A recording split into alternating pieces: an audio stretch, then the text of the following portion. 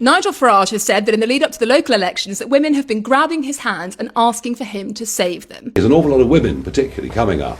They grab my hands and say, save us.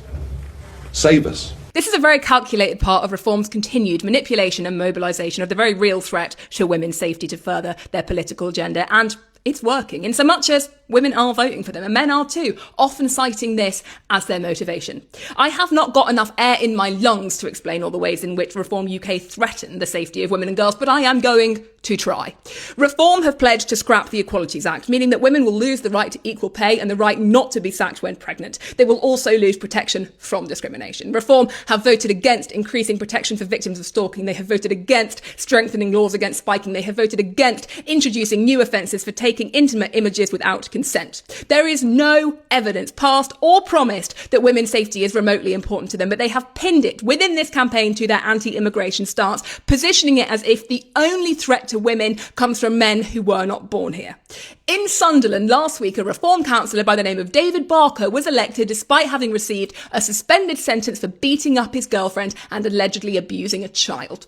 The call is coming from inside the House. In 2024, MP James McMurdoch was elected as a Reform candidate. He had been convicted in 2006 of assaulting his ex-girlfriend. He served a custodial sentence after having repeatedly kicked her outside of a nightclub. He has since left Reform, but not because of that, because he received 70 grand's worth of dodgy loans, so now he serves as an independent.